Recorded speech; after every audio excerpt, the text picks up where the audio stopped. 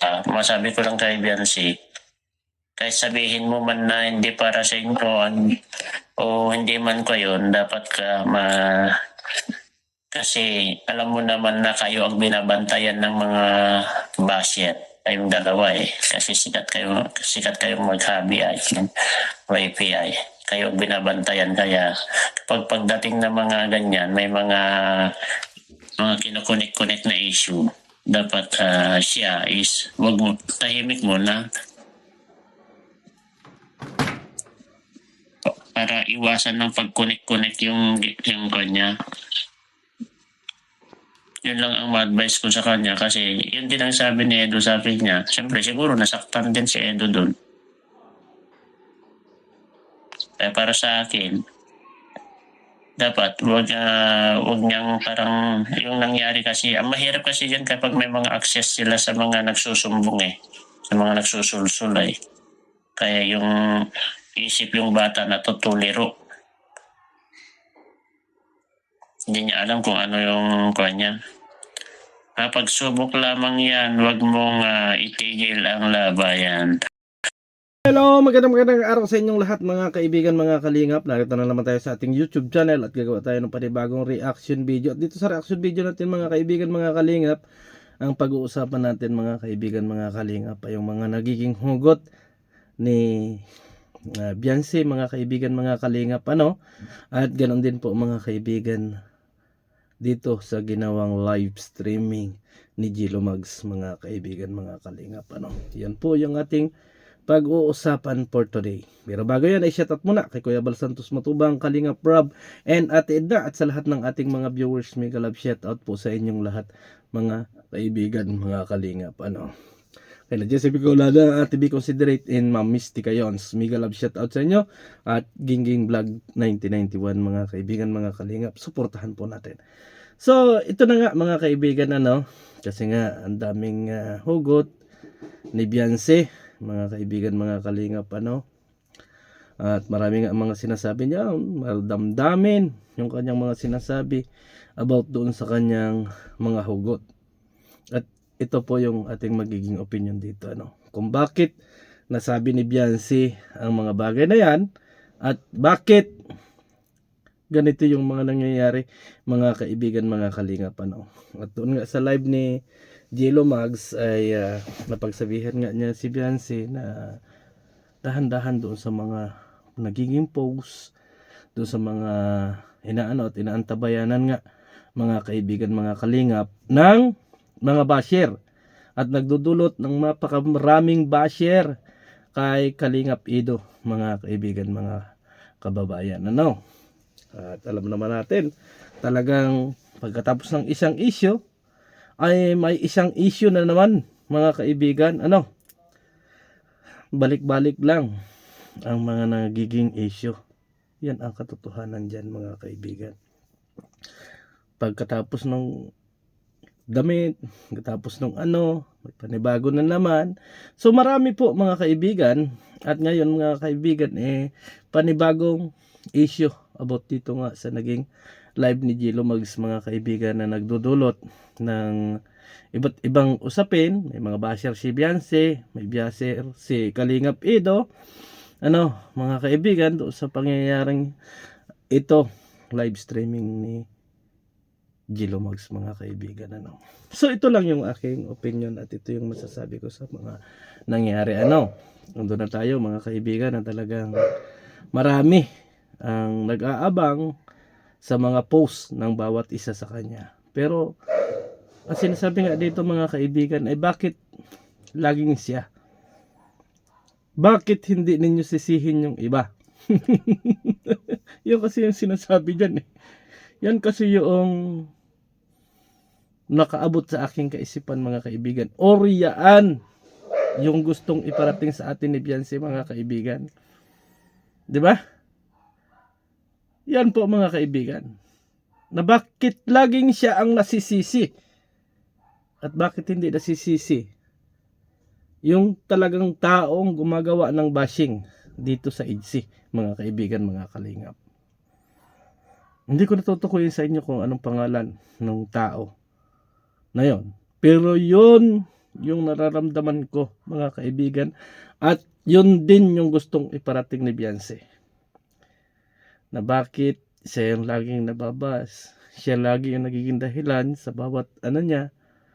Pero bakit yung talagang gumagawa ng isyo ay mukhang hindi nakikita, mga kaibigan, mga kalingap. Alam niyo yun? Alam niyo yun, yung tipong bakit laging ako?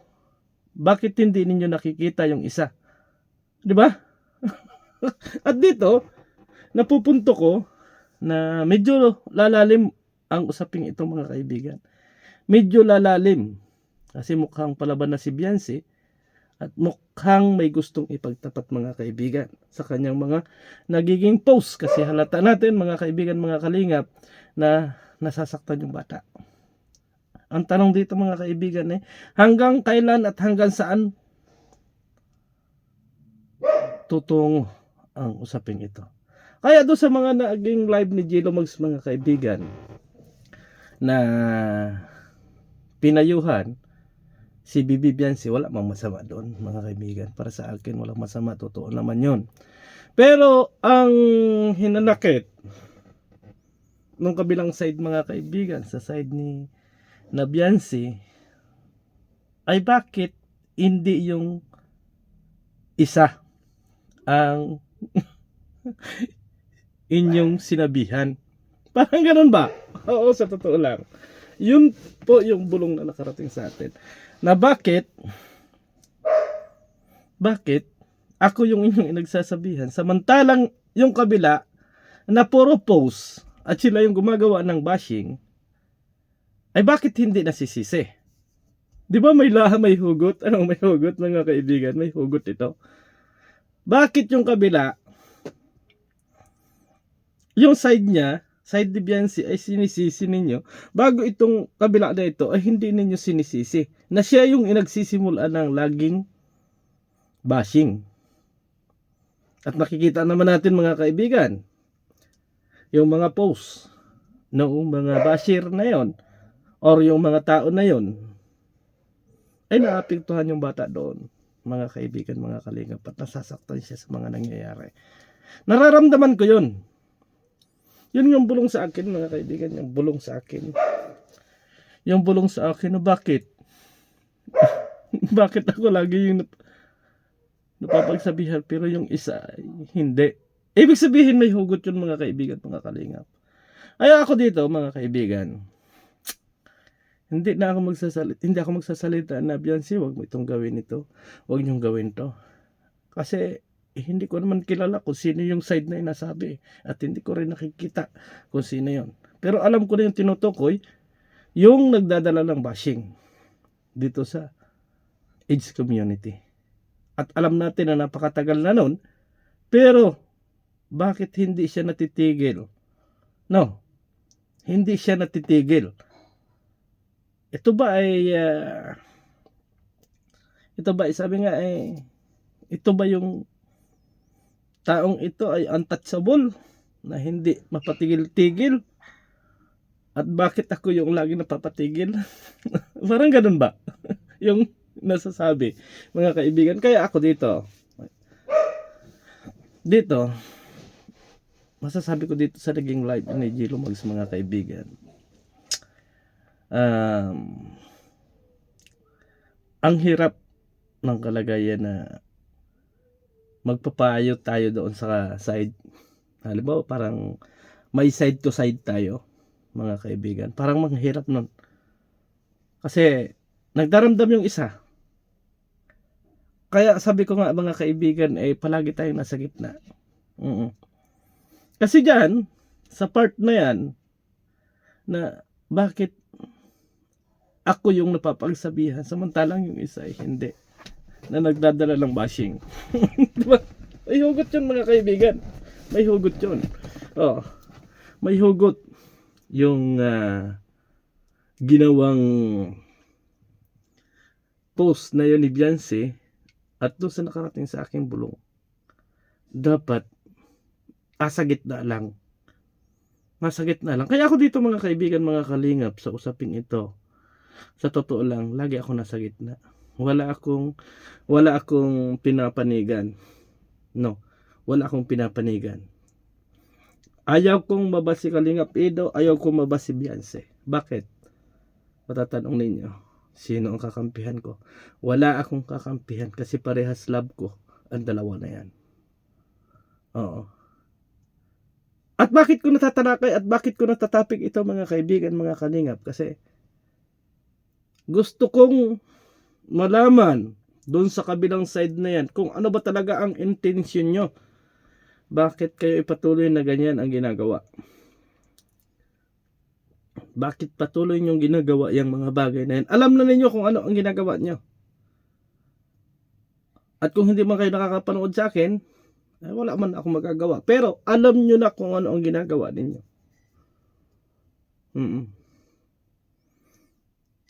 Ayaw ninyong mabas yung kabilang side at yung kabilang side. Pero kayo, push lang kung ano-ano. Yun yung ibig sabihin ng isa. Dito mga kaibigan, dito natin mararamdaman na malalim ang pinaghuhugutan ng bata. Sa totoo lang, malalim. Gaano kalalim? Super lalim. Oo, sa totoo lang. Malalim mga kaibigan, mga kalingap. Kaya dito, sa panahong ito ngayon mga kaibigan, mga kalingap, ang masasabi ko at maipayo ko sa lahat, wala tayong dapat kampihan. EDSI tayo. Yan yung atin laging ipanalangin. EDSI tayo. Walang Edo, walang Beyonce. Kung hindi EDSI po tayo mga kaibigan, mga kalingap. Kung talagang mahal natin ang EDSI. Kung mahal natin ang EDSI mga kaibigan, mga kalingap, yun talaga ang nararapat. EDSI tayo. Mahal natin si Edo at mahal natin si Beyonce. Kaya pinagsama natin EDSI. Kasi kung ang mangyayari sa atin mga kaibigan, mga kalingap ay Edo lang tayo, Beyonce lang tayo, ay lalalim ito mga kaibigan, mga kalingap. Lalalim ito. Kasi doon sa kabilang side nasasaktan. Doon sa kabilang side nasasaktan. Pero ang sinasabi nga, bakit naman ganon? Bakit naman ganon? Na ako lagi yung nasisisi. Pero bakit yung isa ay hindi na gumagawa ng bashing? Doon pa lang mga kaibigan, mga kalingap ay ma-realize ninyo na may dinadamdam at may wrong isang silos na nangyayari. Totoo lang. Kaya dito, mga kaibigan, mga kalingap, ang masasabi ko na, at masasabi kong muli, at masasabi ko, ipanalangin natin sila na sila ay magkasundo ng maayos sa mga bagay na ganito. At tayong mga nasa paligid, katulad nila Gilo Mags, at kung Gilo Mags, kung sino pa man yung mga nasa ni Papa Eds, tayo, maging relax lang tayo. Maging relax lang tayo sa mga bagay-bagay, mga kaibigan, mga kalingap. Maging relax lang tayo. Para sa ganon, maiwasan natin yung bashing sa kabila kay Naido at mawala yung bashing kay Beyonce, mga kaibigan. Kasi kung ang mangyayari mga kaibigan ay katulad nung naging live nga ni Gilo Mags, mga kaibigan, na nagsabi nga doon si Gilo Mags na dapat ay parang mag-ingat sa mga pinopost, mag-ingat sa lahat ng mga galawan kasi nga binabantayan dahil sikat yung kanilang love team, mga kaibigan. Binabantayan ng mga bashing at binabantayan ng marami, kaya nagkakaroon ng bashing kay Kalingap Edo. Yun yung parang gustong iparating ni Gilo Mags, mga kaibigan. At wala naman tayong masamang nakita doon. Pero doon sa side ni Beyonce, mga kaibigan, ang naging bulong sa atin bakit laging ako? Oo, yun tipong bakit laging ako? Bakit hindi ninyo nakita yung ginagawa ng isa na nagmumula ng basing doon sa isa? Di ba? Medyo malalim mga kaibigan yung isa to isa. Okay, diretsuhin natin. Kasi baka naguguluhan yung ating mga viewers. No. Ito, baka sabihin ninyo isa to siya. Ang ibig sabihin natin, mga kaibigan, mga kalingap, ang ibig sabihin, doon sa kabilang side, bakit ako yung laging nasisisi? At ako yung nagsasabihan samantalang si M ay hindi. Para hindi mabas si Kalingap Edo. Iniingatan kong hindi mabas si Kalingap Edo, bakit yung isa ay dire-diretso ang post? Diba? Dito, medyo may kilig ako mga kaibigan eh. Medyo may kilig ako. At kung nararamdaman ninyo, yung mga post ni Beyonce, ay may mga hugot mga kaibigan. Medyo may kilig ako kasi parang gusto nung isa na maging fair kayo. Huwag lang laging ako. Bakit yung isa ay hindi ninyo sisihin? Okay, ako naman, hindi ko naman kilala kung sino yun. Mga kaibigan, at hindi ko rin nakikita. Pero yun yung nakarating na bulong sa akin. Kaya, mga kaibigan, mga kalingap, ito yung masasabi ko. Nasa gitna lang tayo. Nasa gitna lang tayo. Ang dapat makakapag-ayos nito ay yung dalawa. Sila yung dapat mag-ayos dito, mga kaibigan, mga kalingap. At walang iba. Diba? Walang iba po, mga kaibigan. Kaya sana, mga kaibigan, mga kalingap, kung mahal natin ang IDSI, ang ating pagsabihan ay yung puso ng kung ano-ano, mga kaibigan, mga kalingap, kasi nasasaktan yung isa. Isa na naman, isa. Pag yung nagpo si M at kung ano-ano ang ginagawa ng isa, nasasaktan yung isa. Yan po yung katotohanan, mga kaibigan. So maraming salamat and God bless sa atin lahat. Bye bye.